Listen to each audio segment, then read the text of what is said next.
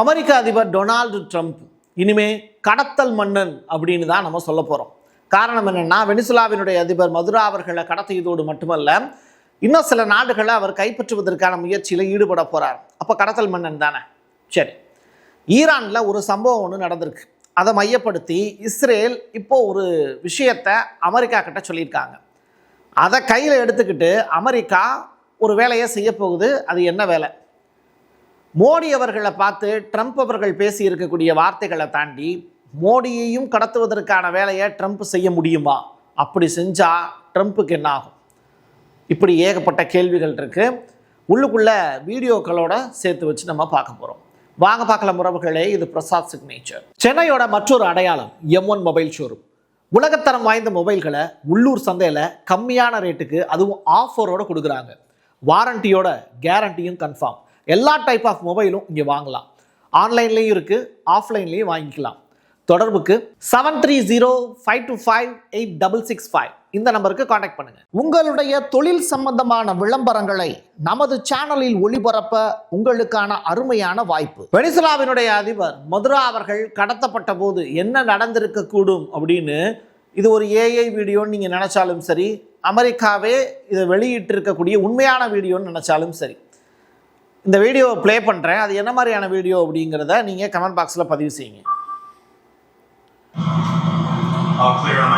America army Venezuela நோக்கி போகிறாங்க.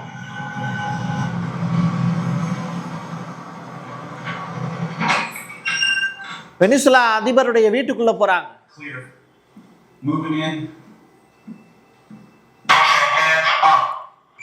அதிபருடைய மனைவியை துப்பாக்கி முனையில கைது செய்யறாங்க. மதுரா அவர்களையும் கைது பண்ணி கூட்டிட்டு போறாங்க. முதல்ல ஹெலிகாப்டர், அதற்கு பிறகு கப்பல்ல கூட்டிட்டு போய் அமெரிக்காவில் என்கொயரி பண்ணி இப்போ சிறையிலேயே அடைச்சிட்டாங்க.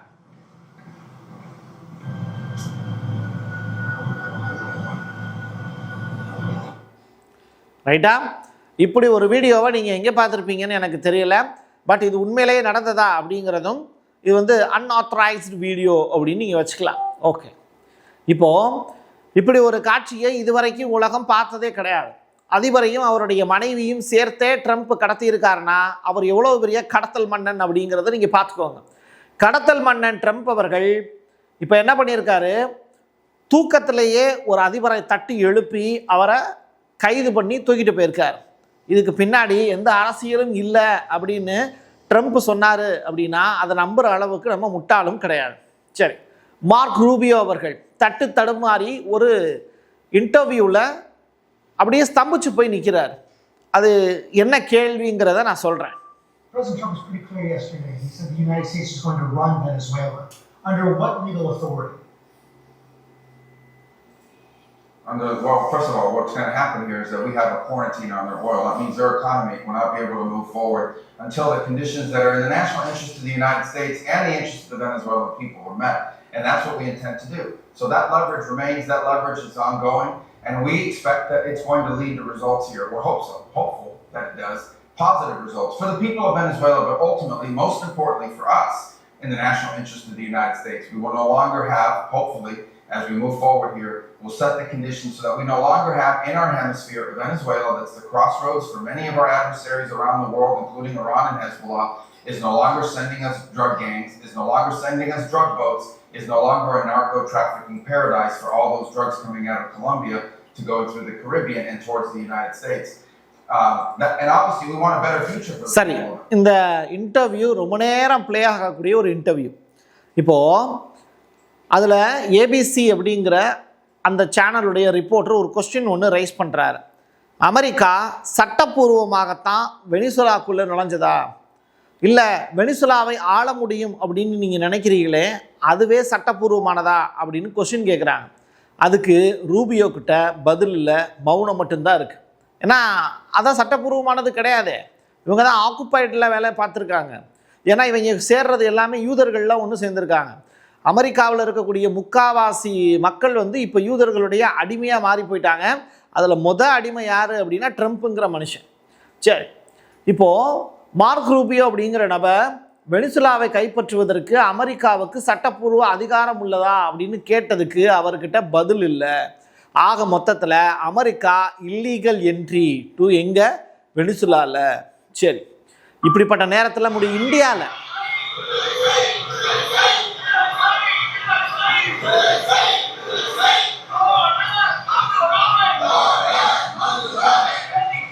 எப்படி வெனிசுலாவினுடைய அதிபர் மதுராவை விடுதலை செய் அப்படின்னு எங்கிருந்து குரல் எழும்புது? விசாகப்பட்டினத்தில் இருந்து குரல் எழும்புது. இப்படி ஒரு நிகழ்வை நீங்கள் பார்த்துருக்கவே மாட்டீங்க. விசாகப்பட்டினத்தில் இந்தியர்கள் வெனிசுலா அதிபருக்கு ஆதரவாக போராட்டம் பண்ணுறது இதுதான் முதல் முறை. வீதியில் இறங்கி ட்ரம்ப் அவர்களுக்கு கடும் கண்டனம் தெரிவித்து எப்படி சொல்கிறாங்க? கடத்தல் மன்னன் ட்ரம்ப் அவர்களே அவனை விடுதலை செய் அப்படிங்கிறார். மோடி நல்லவர் அப்படின்னு ட்ரம்ப் புகழாரம் சூட்டினாலும் என்னை அவர் திருப்திப்படுத்த வேண்டும். எந்த விஷயத்தில்? டைரக்டாக டாரிஃப் அப்படிங்கிற அந்த வார்த்தையில் அவங்க இன்னும் ரேட்டை குறைக்கணும். அப்படி இல்லைன்னு நாங்கள் டைரக்டாக இந்தியாவுக்கு அதிகமான அளவில் வரியை கூட்டிடுவோம் அப்படின்னு மிரட்டலும் எடுத்திருக்கார். ஒருவேளை இந்திய அதிபரை கடத்துவதற்கான வாய்ப்பு கூட அடுத்து அவர் ஈடுபட்டாலும் ஈடுபடலாம். அப்படி ஒரு வாய்ப்பு வந்துச்சு அப்படின்னா இந்தியா தன்னுடைய ஜனநாயகத்தை காக்க அமைதியாக, வெனிசுலா விஷயத்தில் எப்படி அமைதியாக இருப்பாங்களோ அதே மாதிரி, இல்லை கூட்டிகிட்டு போயிருக்காங்க திருப்பி கூட்டு விடுவாங்க, அப்படி இல்லாட்டி நாங்கள் புதிய பிரதமர் ஒருத்தரை தேர்ந்தெடுத்துப்போம் அப்படின்னு விட்டாலும் விட்டுருவாங்க. ஏன்னா இந்தியா அவ்வளோ பெரிய ஜனநாயக நாடு. சரியா?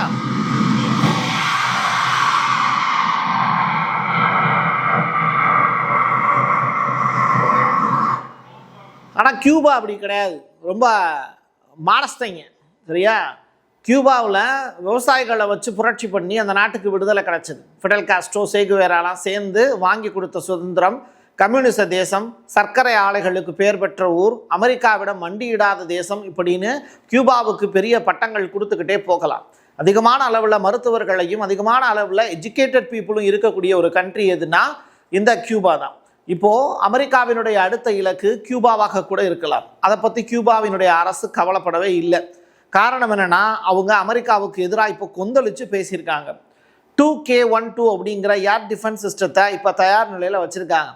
அவன் வாட்டுக்கு வெனிசுலாவில் உள்ள புகுந்த மாதிரி இங்கே கியூபாவுக்குள்ளேயும் பூந்துருவானே. ஏன்னா திருடைங்க அமெரிக்காக்காரங்க. ஏன்னா ட்ரம்ப் தான் திருடர் குலத்தினுடைய திலகம், திருடர் குல திலகம் ட்ரம்ப் அவர்கள். இப்போ என்ன பண்ணுறாரு? அடுத்து கியூபா தான் என்னோட டார்கெட்டுங்கிறாரு. இப்படியே அடுத்தமே வீட்டில் திருடி திங்கிறத மட்டுமே தன்னுடைய வேலையாக செய்து கொண்டு இருக்கக்கூடிய ட்ரம்ப் அவர்கள் இப்போது வெனிசுலாவில் என்ன பண்ணுறாரு? டைரக்டாக ஒரு பெரிய திருட்டு வேலை ஒன்று செஞ்சுருக்காரு. அது தங்கம் ரிலேட்டடான வீடியோ ஒன்று, அதை உங்களுக்கு நான் காமிக்கிறேன். இப்போ கியூபா அதிபர் மிக்குவல் ஒரு பெரிய வார்த்தை ஒன்று பதிவு செஞ்சுருக்கார். நீங்கள் இந்த மாதிரியான வேலையை தொடர்ச்சியாக செய்யக்கூடிய பட்சத்தில் சர்வதேச கண்டனங்களுக்கு உள்ளாக நேரிடும் அப்படிங்கிற வார்த்தையையும் பதிவு செஞ்சுருக்காரு ட்ரம்ப்புக்கு எதிராக. சரி, இவங்க மட்டும்தான் இப்படி எதிர்த்து பேசியிருக்காங்களா? ட்ரம்ப்புக்கு எதிராக வேறு யாரும் பேசலையா அப்படின்னு கேட்டால் சிலி நாட்டை சேர்ந்த ஒரு நபர் பேசியிருக்காரு. அவர் என்ன பேசியிருக்காருன்னு பார்ப்போம். enérgica condena frente a las acciones militares que Estados Unidos ha estado desarrollando en Venezuela. Y en particular, ante el anuncio de que un Estado extranjero pretende ejercer un control directo. அவர் பேசுகிற வார்த்தைகள் நமக்கு புரியல, but our பேசியிருக்காருங்கிறதுக்கான proof மட்டும் நான் உங்களுக்கு கொடுத்துருக்கேன். Chile நாட்டினுடைய அதிபர் கபரியேல் அவர்கள் கதறி இருக்கார். என்னன்னா, இன்று வெனிசுலாவுக்கு நேர்ந்த கதி நாளை வேறு நாட்டுக்கும், ஏன் நமக்கே கூட ஏற்படலாம் அப்படிங்கிற உண்மையை புரிஞ்சுக்கிட்டு அவர் இந்த பதிவை போட்டிருக்கார். ஸோ தொடர்ச்சியாக இந்த வெனிசுலா அப்படிங்கிற நாடு தனித்து விடப்பட்டுச்சு அப்படின்னா அமெரிக்கா இனிமேல் எந்த வீட்டில் வேணாலும் புகுந்து திருடும். அதை நம்ம தடுக்க வேண்டியது நம்முடைய பொறுப்பு. இன்றைக்கி வெனிசுலா மீது போதைப் பொருள் அப்படிங்கிற பேரில் அவங்க நடத்தி இருக்கக்கூடிய தாக்குதல் அப்படிங்கிறது உண்மையிலேயே தவறான விஷயம். வெனிசுலா மீது அங்கே இருக்கக்கூடிய கனிமங்களையும் அங்கே இருக்கக்கூடிய தனிமங்களையும் அங்கே இருக்கக்கூடிய எண்ணெய் வயல்களையும் திருடுவது மட்டுமே ட்ரம்பினுடைய நோக்கம் அப்படின்னு தெளிவுபடுத்தியிருக்காரு.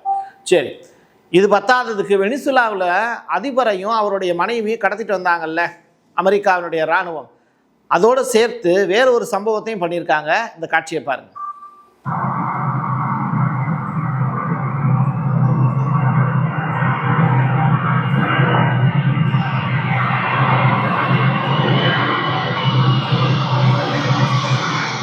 போகுதுல்ல இந்த போர் விமானம், இது எங்கே போகுதுன்னா வெனிசுலாவிலேருந்து இங்கிலாந்துக்கு போகுது.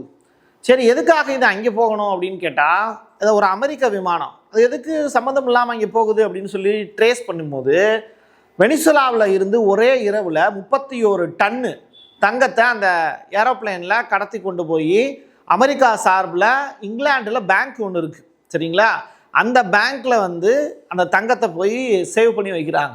எலான் மஸ்க் அப்படிங்கிற நபர் இங்கிலாண்டில் இருக்கக்கூடிய அந்த தங்கத்தை, அமெரிக்காவினுடைய தங்கத்தை பார்வையிடணும் அப்படின்னு கேட்கும்போது தான் இங்கிலாந்து அரசுக்கும் ட்ரம்ப்புக்கும் இடையில வாக்குவாதம் வருது. அந்த பிரச்சனை ரொம்ப பெரிய அளவில் போகும்போது எலான் மஸ்க் இது ஆவுற கதை இல்லை அப்படின்னு அந்த போஸ்டிங்கை விட்டு வெளியேறார். சரியா, இதுதான் அங்கே நடந்திருக்கக்கூடிய உண்மையான விஷயம். அந்த அளவுக்கு இங்கிலாந்து பேங்கு அமெரிக்காவுக்கு ரொம்ப சப்போர்ட்டாக இருக்கக்கூடிய பேங்க். சரியா, இப்போது அந்த 31 டன்னு தங்கத்தை இப்போ இங்கிலாண்டில் போய் முதலீடு பண்ணியிருக்காங்க. அடுத்து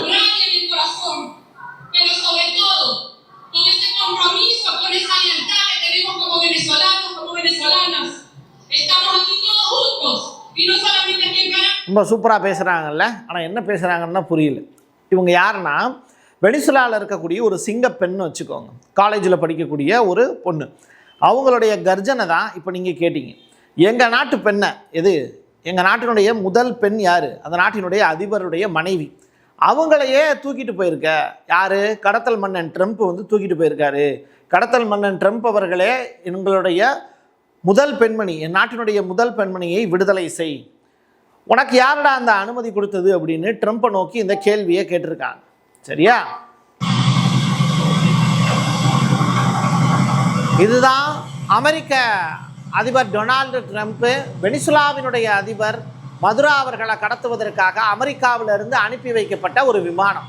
இந்த விமானத்தில் தான் அவரை கடத்திட்டு வந்தாங்க. இதுதான் வெனிசுலா அதிபர் தங்கி இருந்த இடம். அந்த இடத்துக்குள்ளே இந்த ஹெலிகாப்டர் வந்து உள்ளே நுழைய முடியாது, பட் ஹெலிபேட் இருக்கிற இடத்துல நுழைஞ்சு அங்கேருந்து இராணுவ வீரர்கள் போய் மதுரா அவர்களை அரெஸ்ட் பண்ணி கூட்டு போகிறாங்க. இது ஒரு இரவில் நடந்திருக்கக்கூடிய சம்பவம். கயிறு போட்டு உள்ளுக்குள்ளே இறங்குறாங்க பில்டிங்குள்ளே. சரி, சீனா வெனிசுலாவுக்கு கொடுத்த கடன் வந்து இப்போ கோவிந்தா அப்படிங்கிறது தான் செய்தி. அப்படி எவ்வளவு பிரசாத் கடன் கொடுத்தாங்க அப்படின்னா, வெனிசுலாவினுடைய அதிபர் மதுரா அவர்கள் கைது செய்யப்படுவதற்கு 3 மணி நேரத்துக்கு முன்னாடி தான் சீனாவினுடைய கான்வாயை சேர்ந்த ஒரு அதிகாரி கிட்ட பேச்சுவார்த்தை முடிச்சுட்டு கிளம்புறாங்க. அந்த சீன அதிகாரி சீனாவுக்கு போயிட்டார். அதற்கு பிறகு தான் இந்த அரெஸ்ட் சம்பவம் நடந்திருக்கு. இது ஒரு வகையில் சீனாவுக்கு ஏமாற்றம் தான். காரணம் என்னன்னா, 9.5 லட்சம் கோடி ரூபாயை கொடுத்து இப்போ ஏமாந்துட்டு நிற்கிது சீனா. இப்போது மதுரா கிட்ட தான் அதுக்கு உண்டான டீலில் எல்லாமே சைன் போட்டு வச்சுருப்பாங்க. இனிமேல் ஆளக்கூடிய அரசு அப்படிங்கிறது அமெரிக்கா சார்புடைய, அமெரிக்கா கை காட்டக்கூடிய அந்த பொம்மை அரசாக இருந்துச்சுன்னா சீனாவுக்கு கொடுக்கப்பட வேண்டிய கடன்கிறது கொடுக்கப்படாது. இதுதான் யதார்த்தமான உண்மை. இதனால் சீனா மதுரா அவர்களுடைய விடுதலைக்கு பெரிய அளவில் முயற்சி மேற்கொள்ளலாம் அப்படிங்கிற தகவல் வெளியாக இருக்குது.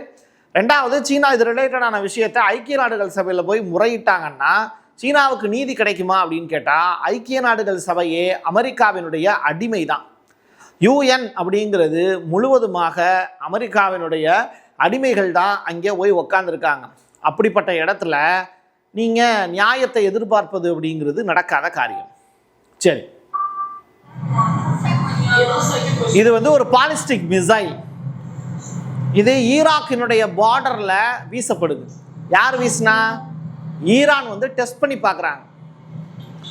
சரி, ஈரான் இதை டெஸ்ட் பண்ணி பார்க்குறாங்கன்னு எதை வச்சு முடிவு பண்ண முடியுது அப்படின்னா, இஸ்ரேலுடைய பிரைம் மினிஸ்டர் நெதன்யாகு பேசக்கூடிய வார்த்தைகளை கவனிங்க. חזרנו לעמדה המשותפת שלנו של אפס העשרה מצד אחד, וכמובן הצורך להוציא את 400 הקילוגרם של החומר המאושר מאיראן ולפקח על האתרים שם פיקוח הדוק ואמיתי. ஓகே, இஸ்ரேல் பிரதமர் நெதன்யாகு என்ன சொல்கிறாரு, இந்த 12 நாள் போர் வந்து எதுக்காக நடந்ததுன்னு தெரியும். செறிவூட்டப்பட்ட யுரேனியத்தை ஈரான் கிட்ட இருந்து எப்படியாவது திருடணும் அப்படின்னு ட்ரம்ப் முயற்சி பண்ணார். வீட்டு பாம்லாம் போட்டார், ஆனால் அது நடக்கலை. இப்போது அந்த செறிவூட்டப்பட்ட யுரேனியத்தை வச்சு ஈரான் அணு ஆயுதங்கள் தயாரிப்பதற்கான வாய்ப்பு இருக்குது. ஈரான் கிட்ட இருந்து எப்படி வெனிசுலா மீது கடத்தல் மன்னன் ட்ரம்ப்பை வச்சு உள்ளுக்குள்ளே என்ட்ராகி மதுராவையும் அவருடைய மனைவியும் கடத்துனீங்களோ, அதே மாதிரி கடத்தலில் நீங்கள் பெரிய கைதேர்ந்தவர் ஆயிட்டீங்க. திருடர் குல திலகமே, இப்போ நம்ம என்ன பண்ணணும், அடுத்து ஈரான் மேலே நம்ம போர் தொடுக்கணும்.